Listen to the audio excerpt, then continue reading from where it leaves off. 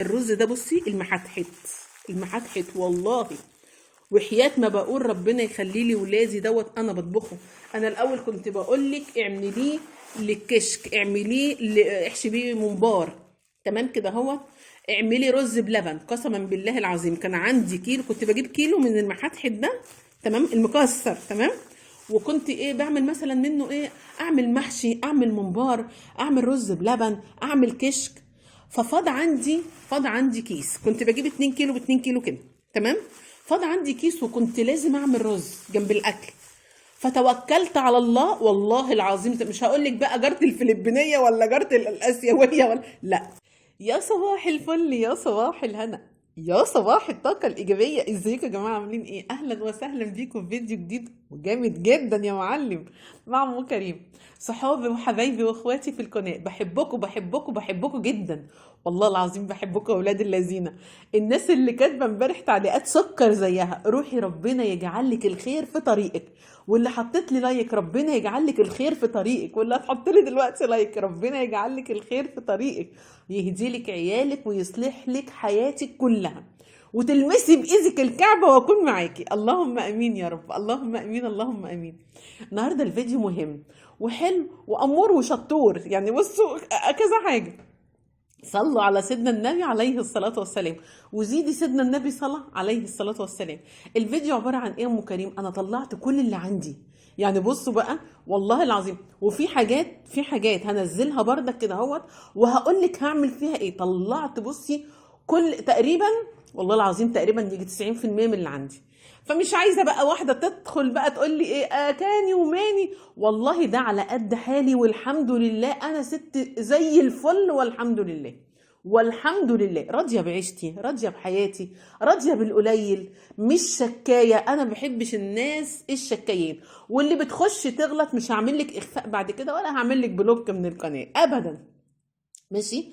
انا بس عايزه اقول لك كلمه، انا خصمتك ليوم الدين، بس شوفي بقى اكتر من كده، انا خصمتك ليوم الدين، لان انا ما غلطتش فيكي وما بقدمش محتوى اي كلام. انا بقدم محتوى يرضى عنه ربنا سبحانه وتعالى، ان انا بفيد الناس، بس بطلع لك حاجه من بيتي بكلمك عنها وبفيدك عنها وبديكي معلومه في الميزانيات وبديك، والله العظيم ماشيه بما يرضي الله، وعمري ما غلطت في حد خالص ولا هغلط في حد، تمام كده. انا خصمتك ليوم الدين، قبلي بقى اللي هيحصل لك، قبلي اللي هيحصل لك، تمام.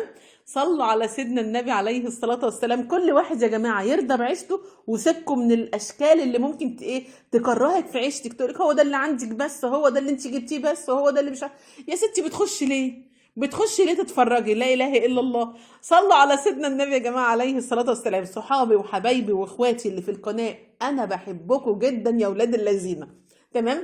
الناس العسل السكر، ولاد الناس المحترمه اللي متربيه على طبليه ابوها، صباحكم زي الفل، صباحكم بقلاوه وبسبوسه بالقشطه. اول حاجه بقى انا جبتها، او بصوا في حاجات عندي وفي حاجات هشتغل بيها لحد رمضان، وفي حاجات هفرزها لعم رمضان، تمام. صلوا على سيدنا النبي عليه الصلاة والسلام. دوت ايه يا ام كيمو؟ انا مش عارفة بصراحة ده جوافة تمام كده.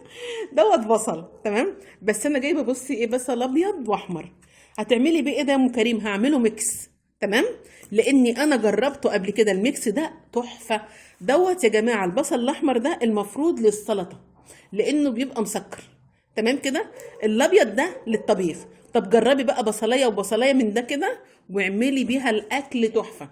هفرمه وهننزله باذن الله، ونشوفه مع بعض ونشوفه واحنا بنفرمه، وهقول لك معلومات كتيره قوي عن البصل باذن الله. ممكن بصوا تعملوه ايه، تعملي منه مثلا مفروم، بتفرميه زي ام كريم من غير اي حاجه. والله العظيم قبل ما اجيب الكبه كنت بعمله بالمبشره، وقبل المبشره يعني مثلا في مره والله في مره المبشره كانت تايهه مني، يعني عملته بالسكينه وشلته، تمام كده. هو عملت كميه بالسكينه وشلتيها. بصي حبيبه قلبي، انا بصي يعني ايه، بحاول على قدر المستطاع، مش مثلا عملت 5-6 كيلو مرة واحدة، لا. يعني مثلا كنت ايه، كل ما عينيا تبدأ تدمع اروح موقفة تمام كده اهو، اروح موقفة واشيل اللي انا فرمته او اشيل اللي انا عملته بالسكينة، تمام. ممكن تعملي مثلا بصل بالزيت، يعني تشوحي كده بصل بالزيت وتشيليه للمكرونه، بصل بالسمنه للطبيخ، ممكن تعملي من البصل حاجه، ممكن تعمليه مكرمل، تمام، للبيتزا، لحاجات كتيره قوي، للكبده وتشيليه. تمام تمام. اللي هتقول لي بقى ورينا الايه بتعملي البصل ازاي، والله العظيم ان شاء الله باذن الله ربنا يديني الصحه، وانا فعلا البصل دوت كده انا جايباه لتفريز رمضان هعمله معاكم، يبقى دوت جايباه لتفريز رمضان او هشيله لرمضان. بصي بقى البطاطس دي انا كنت جايباها، كانت اكتر من كده، كنت جايباها عشان اشيل منها رمضان، لكن بمنتهى الامانه صلوا على سيدنا النبي عليه الصلاه والسلام وزيدوا سيدنا النبي صلى عليه الصلاه والسلام، بدات ان انا اخد منها، يعني اخد منها احمر، اعمل مثلا صينيه، اعمل مهروسه كده اهوت وامشي يوم. تمام كده. البصل والبطاطس دول يعني بصي بالنسبه لي انا زي العيش، ومعاهم البتنجان، طبعا والطماطم. طب صدقوا بقى ان انا ما جبتش طماطم خالص لحد دلوقتي. اولا انا عندي يعني الحمد لله احمد ربنا واشكر فضله، عندي مصاريف كتير الحمد لله، الحمد لله ربنا يشفيني بس، وبند العلاج ده لو ربنا اكرمني باذن، بصوا انا بقول لكم بضحك والله العظيم، الحمد لله انا راضيه، لا اله الا الله، انا راضيه والحمد لله. واحده بتقول لي انت جبل، اللي انت فيه انا عارفاه يا ام كريم، انا عارفاه اللي انت مستحملاه، وبتطلعي تضحكي وتهزري معانا، اقسم بالله انت جبل، والله كاتبالي كده، ربنا يا رب يزيح عنك يا ام كريم، بدعيها لك من قلبي والله، ربنا يخليكي يا حبيبتي، ربنا يسترها معاكي، اللهم امين. طب اعمل ايه؟ اطلع ابقى زي القنوات بتاعت الندب؟ لا لا لا خالص لا. بصي لو انت اشتكيتي يبقى انت معترضه، معترضة على ايه؟ على امر الله؟ لا ابدا، ابدا اوعي تعترضي على حاجة. الشكوى اعتراض على ايه؟ على ربنا مديهولك، لا يمكن هعترض، احمدك واشكر فضلك يا رب. سقفه بقى لام كريم، تمام كده. البطاطس ديت بتفرزيها ام كريم؟ اه بفرزها، بس بفرزها بطريقتين اتنين. ايه هي؟ لو انا مثلا عايزاها مسلوقه بسلقها، يعني انا عايزه مثلا بطاطس مسلوقه بسلقها واشيلها. تمام. اقول لك على حاجه، لو انت عايزاها محمره، انا في ناس كتير في اليوتيوب محمرينها بكذا طريقه، انا ماليش في الكلام دوت، انا بحمرها كاني هاكلها بالظبط، بغسلها واقشرها، وناس كتير جربتها معايا في القناه ودعت لي الحمد لله، واحمرها. يعني بصي مثلا اعملي طبق محمر كده، بطاطس محمره صوابع، العيال ياكلوا بألف مليون هنا وشفا، وشيلي الباقي، شيلي الباقي في كيس. طيب احطه فين؟ احطه في الفريزر، تمام كده. طيب انا عايزه بقى ايه؟ اطلع المحمر ده، المحمر والمشمر، صلى على سيدنا النبي عليه الصلاه والسلام، واللي جاي من عند المحمر والمشمر تنزل تحط لي لايك، تمام كده، وتكتب لي انا كاتبه انا جايه من عند المحمر والمشمر. بصوا بقى يا جماعه، البطاطس تروحي انت مثلا ايه، انت حمرتي والعيال كلوا الحمد لله، شيلي اللي بقيت اللي في الطبق، جربي شيلي بقيت اللي في الطبق في كيس وحطيه في الفريزر، بعد يوم 2 3 شهر سنه ما بيجرالهاش اي حاجه، تمام. تطلعيها وهي مجمده والزيت سخن، حطيها في الزيت بس، ولا بتشرب مي، كنت اقول لك ولا بتشرب مي، ولا بتشرب زيت ولا اي حاجه، وبتبقى مقرمشه من بره، وطريقه بتبقى جميله جدا. دي احسن طريقه، او دي مش عايزه اقول احسن طريقه، ربنا يصلح حال الجميع، دي الطريقه اللي انا معتمداها بس، تمام كده. ادي البطاطس ديت هتشيلي منها رمضان؟ شكلي لا شكلي لا، لان انا الحاجه اللي في البيت عندي والحمد لله قليله، فانا هسحب منها وربنا ييسر واجيب تاني. ما انا بقول لكم بند العلاج دوت، لو ربنا اكرمني سبحانه وتعالى، تمام كده اهو، وقال شويه هقدر اتنفس كتير، وهجيب حاجات للبيت، والحياه يعني تبقى احسن. بس الحمد لله انا احسن من غيري. مره بقول انا احسن من غيري قدام الدكتوره يعني كده اهو في المستشفى كده، قالت لي انت بتقولي ايه؟ انت احسن من طب غيرك مين؟ والله بنفس الكلمه كده، غيرك انت ده. الحمد لله الحمد لله والله العظيم، ربنا الحمد لله الحمد لله، بس انا مش هقول الا الحمد لله. بصوا بقى يا جماعه، انا جايبه الرز ده تحفه التحفه، الرز دوت لازم تشوفي، وانا بفضيلك الرز، لا بصي لازم ده ليك انتي، اقسم بالله الرز ده بصي المحتحت والله، وحياة ما بقول ربنا يخلي لي ولادي دوت انا بطبخه. انا الاول كنت بقول لك اعمليه للكشك، اعمليه احشي بيه ممبار، تمام كده اهوت. اعملي رز بلبن. قسما بالله العظيم كان عندي كيلو، كنت بجيب كيلو من المحاتحت ده، تمام، المكسر، تمام. وكنت ايه بعمل مثلا منه ايه، اعمل محشي، اعمل ممبار، اعمل رز بلبن، اعمل كشك. فاض عندي كيس، كنت بجيب 2 كيلو ب 2 كيلو كده، تمام. فاض عندي كيس وكنت لازم اعمل رز جنب الاكل.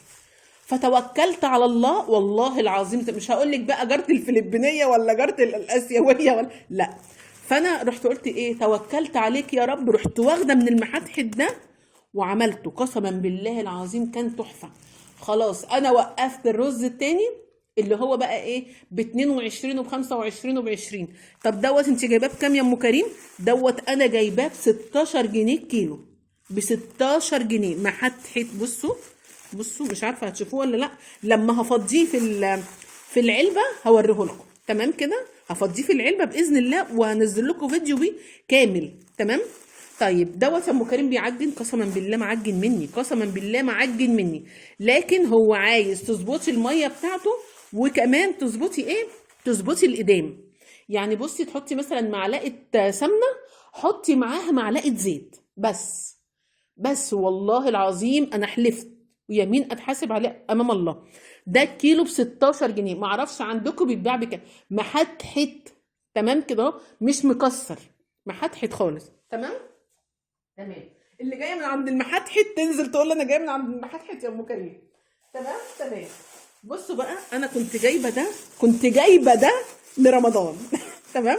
اللي شافوا الفيديو امبارح في يوميات ام كريم وحازم، خشوا يا جماعه على القناه واشتركوا في قناه يوميات ام كريم وحازم. والله العظيم اليوميات سكر خالص والناس مبسوطه منها والحمد لله، تمام. هسيب لكم اللينك في اول تعليق مثبت، تمام. الفيديو بتاع امبارح الناس مش قادره اقول يعني، كتر الف خيركم والله على اللي انتوا عاملينه. وكل يوم باذن الله او على قد ما بقدر هنزل لكم يوميات ام كريم وحازم. ده كان نص كيلو ذره فشار. عملت امبارح الناس اللي شافت الفيديو عملت امبارح ربع كيلو فشار، تمام اهو. دوت انت جايباه ايه لرمضان؟ شكله كده مش هيقعد لرمضان، تمام. لان كان امبارح الربع كيلو، وباذن الله يوم كده ولا حاجه واعمل للعيال تاني، تمام. طيب جبتي ايه تاني يا ام كريم؟ دوت كان لرمضان، تمام. انا جايبه ربع كيلو عدس في ربع كيلو. بصي صلي على سيدنا النبي عليه الصلاه والسلام. واللي جايه من عند در الفشار وشافت الفيديو بتاع امبارح بتاع اللي في قناه يوميات ام كريم وحازم، هسيب لكم اللينك بتاع القناه، اشتركوا في القناه. اللي شافت الفيديو بتاع امبارح تقول لي رايها تمام.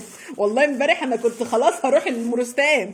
بصوا دوت ربع كيلو عدس اصفر. انا بجيب ربع بربع، تمام اهو. دوت انا خدت من الربع نص الربع. عملت بيه ايه يا ام كريم؟ عملت حله حلوه اتغدينا بيها، تمام. يعني بص الربع اخدت منه نصه بس. يعني مش مثلا عملت الربع، الحمد لله انا بحمد ربنا والله على كل شيء. عملت بقى نص الربع بتاع ده، قولوا ايوه، حله شوربه لسان عصفور. وعملنا ايه بقى؟ وعملنا فته وحمرت جنبها حبه بطاطس. يعني بصوا والله خدت بطاطسيتين، واحده كبيره وواحده وسط، حمرتها وقليت بتنجانيه وكلنا والحمد لله، وخرطت بصل وحاجه كانت جامده جدا. فدوت الربع كيلو هحاول بقدر المستطاع ان انا اشيل دوت لعم رمضان. هتعملي عدس في رمضان؟ ما هي دي ظروفي، هعمل ايه طيب؟ طب هعمل ايه؟ تمام. بس وبضحك الحمد لله، انا احسن من غيري والحمد لله، تمام كده، تمام يا ام كريم. طيب ايه تاني؟ بصوا برضو كنت جايبه ربع عدس في ربع برضك خدت من دوت وعملت عدس مدمس او المقمور. ده عدس بجبه، ده انا هشيله لعم رمضان. الربع ده اعمل مثلا منه كشري، او ممكن مش هعمل فول اعمل عدس. يعني ممكن تستغني عن الفول، ما تعمليش فول ودمسي العدس ده، تمام. بالثوم بيبقى تحفه والله. ريحته كانت جايبه لاخر الشارع، وكنت بقى مطلعه لفت كده، وكانت اكله سكر والله كانت عايزاه. بصوا بقى، ده انا بحاول بقدر المستطاع ان انا احافظ على نص كيلو الحمص ده. يعني بحاول محاولة محاولة مستميتة ان انا ايوه احافظ على نص كيلو الحمص دوت. الحمص ده هعمل منه ايه باذن الله ان كان ليا عمر. صلوا على سيدنا النبي يا جماعة عليه الصلاة والسلام، وزيدوا سيدنا النبي صلى عليه الصلاة والسلام. نص كيلو الحمص ده انا قلت هعمل منه بقى ايه،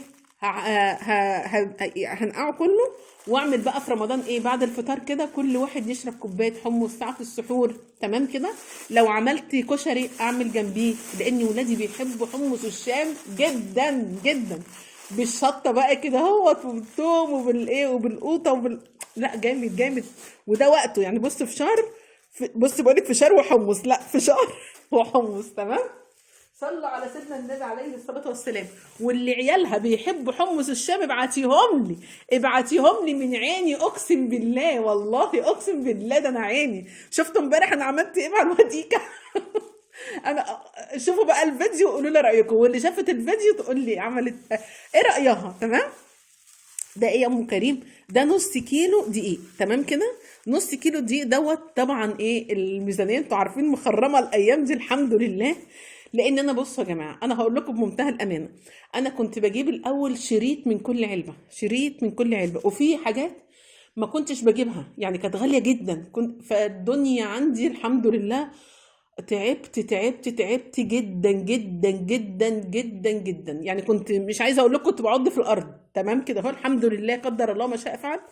فلازم كنت اجيب العلاج تاني. فالحمد لله تمام ماشيه والحمد لله ورضا. الدقيق دوت هتعملي بيه يا ام كريم؟ انا والله يا جماعه عايزه اجيب قرنبيطه. يعني بصوا انا جبت مره قرنبيطه وبس يعني انا والعيال نفسنا رايحه للقرنبيط. فانا عماله اقول كل شويه ابقى اجيب واحده، ابقى اجيب واحده. لا كنت الاول بقى اجيب وافرز واشيل ومش عارف ايه. الحمد لله رب العالمين انا هجيب ان شاء الله دوت. انا جايبه عاملاه للقرنبيط. تمام. انا بعمل القرنبيط بكذا شكل، بكذا شكل. تمام كده اهو. بعمل له قرنبيط طعميه. ازاي طعميه يا ام كريم؟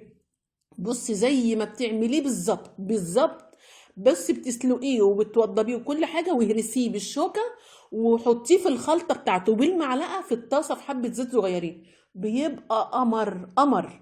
تمام. بس بزود على الخلطه بتاعته بقى ايه، قوطه مخرطه صغننه قوي، وفلفل حامي صغنن قوي. تمام كده اهو. وحبه بقدونس او شبت صغنن قوي. اللي جاي من عند صغنن قوي يحط اللايك ويقول لي انا جاي من عند صغنن قوي يا ام كريم. تمام تمام. بصوا بقى دوت الضحى. تمام. البرغل ده مستحيل يعني ما جيبوش.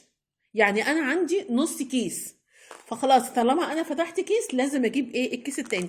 الضحى دوت في منتهى النظافه. تمام كده هو نضيف جدا. يعني البرغل اللي انت ممكن تجيبيه من عند اي حد وتفضلي تنقي يبقى فيه حته وزلط ومش عارف ايه، لا جيبي دوت وانت مطمنه.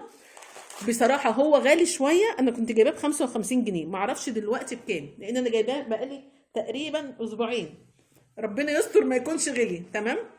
فدوت يا جماعه انا طلعت لكم كل اللي عندي بس لسه في حاجات.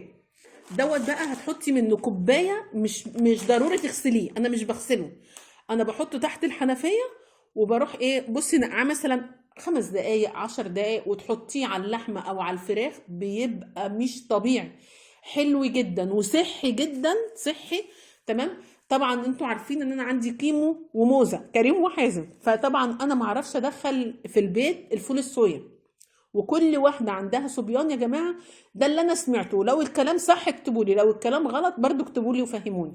الفول الصويا بيقولوا ان هو غلط للصبيان. تمام كده. فانا ما بجيبوش بصراحه. بجيب البرغل، اولا مغذي، ثانيا بيضاعف لك الكميه، بيضاعف لا بيضاعف جدا يعني. تمام تمام. طيب جبت حاجه قبل كده جبتها ولقيتها نينجا. الملح ده يا جماعه انا جبت كيس فتحته في المطبخ، رحت لما نزلت جبت كيس تاني. على فكره في شركات كتير واسماء كتير شفتها نفس العبوه دي ب10 جنيه. تمام كده. انا جبت دوت لاني استعملته، بس هو يعني ناعم زياده عن اللزوم. بس انا حابه الملح الناعم. انا هعمل ايه بالملح الخشن؟ الملح الخشن دي حاجات تاني خالص. ليه يعني؟ هقولك ازاي. ليه يعني استعمالات تانية، بس دوت للاكل بجد حلو. رحت جايبه كيس تاني. تمام كده. بصوا بقى المفاجأة بقى يا جماعة، يا جماعة أنا قلبي الصغير لا يحتمل، قلبي الصغير لا يحتمل. تمام كده. في بيتنا فرخة. في بيتنا والله العظيم والله ولا ليكم حلفان عليا، في بيتنا فرخة، في بيتنا قبل فرخة. تمام كده. الفرخة دي عندي طبعا أنا مش هشيلها رمضان والله. بصوا الحمد لله رب العالمين. الفرخة دي تمام وزنها قد ايه يا ام كريم؟ وزنها كيلو ونص، مش عارف قلل 20 جرام ولا مش عارف ايه كده. قلت له يا عم هاتها. تمام. غسلتها ونضفتها وخليتها زي الفل، وهخليتها ايه في الفريزر. احنا بقالنا فترة بس وعادي والله العظيم، وبضحك عادي جدا جدا جدا. وبرضه والحمد لله انا احسن من غيري، الحمد لله. ربنا يرزقني ويرزق غيري يا رب، اللهم امين. قبل ما تدعي لنفسك ادعي لغيرك، ربنا هيكرمك. صلوا على سيدنا النبي يا جماعه عليه الصلاه والسلام، وزيدوا سيدنا النبي صلى عليه الصلاه والسلام. حبيبي يا رسول الله، حبيبي يا رسول الله، بحبك يا رسول الله. في حاجه تانية بس عايزه اوريها لكم عشان دي الحاجه الحلوه. تمام. الفرخه دي هتعملي فيها ام كريم، الفرخه دي لازم، دي لها احترامها. دي قبل فرخه ليها احترام. دي انا هسلقها. تمام كده اهوت، هسلقها وهاخد بقى الشوربه. اعمل للعيال بقى ايه؟ حبه لسان عصفور. الملوخيه الناشفه خلصت عندي والله، خلصت وزعلانه قوي يعني. ربنا يرزق يا رب. الملوخيه الناشفه خلصت، فانا هنزل اجيب ملوخيه ناشفه. انتوا عارفين الملوخيه الناشفه عندي دي اساسيه في البيت، اساسيه. تمام. لان لو ما عنديش اكل بروح عامله الشوربه بتاعت ام كريم اللي انتوا عارفينها، واروح عامله حبه رز وحبه ملوخيه، وبناكل وبنحمد ربنا الحمد لله. او بنعمل حبه ملوخيه واطلع حبه لفت من اللي انا مخليه، واكل انا واولادي وبنحمد ربنا والحمد لله. لكن الابله فرخه ديت تمام كده اهو، انا هسلقها. تمام. وهعمل بقى للعيال منها حاجات ومحتاجات. حاجات ومحتاجات ايه؟ لا انا مش هقسمها بقى مش عارف كذا حته، لا احنا بقالنا كتير ما كناش فراخ، فانا هقسمها 4 وهي كمان صغنطوطي، مش حمل انها تتقسم. فانا هقسمها 4 كده، وهعملها للعيال كنتاكي بعد ما اسلقها. هتقولي لي ممكن تعمليها قبل ما تسلقيها، لا انا عايزه بقى حبه شوربه عشان الدنيا برد بصراحه. فكمان العيال نفسهم في حبه شوربه مع حبه رز، فقلت ايه، هسلقها مش هخليها لعم رمضان، لا يا ترى من يعيش تعيشوا متهنيين. تمام. تمام. في حاجه كمان جبتها 3 مرات، المره دي الرابعه. تمام كده. دي المره الرابعه. دي بسبوسه حلو الشام. كل ما اجيبها العيال، ماما كيس البسبوسه اللي في التلاجة ده ما تعمليه لنا. اقول لهم يا اولاد ده دوت لرمضان. ماما كيس البسبوسه، والله كده لا العيال صعبوا عليا بصراحه، رحت عاملاه. تمام. فدي 3 مرة، لا والله دي رابع مره. انا جبت 3 مرات لعم رمضان، واحطه انا بحب احط حاجتي في التلاجة. تمام كده. يعني اساسا بتبقى التلاجة تبقى عمرانه ما تبقاش فاضيه. تاني حاجه ان انا ببقى محافظه على حاجتي. تمام. بصوا بقى يا جماعه، حلو الشام ديت هي فعلا حلو الشام، يعني هي حلو الشام بصراحه. فكل ما اجيب كيس بسبوسه العيال، ماما في كيس بسبوسه في التلاجة اعمليه يا عيال دوت لرمضان. ماما رحت اعمله. فهحاول اخبيه دوت. لا والله ما هخبيه، انا هحطه بردك زي ما بحطه.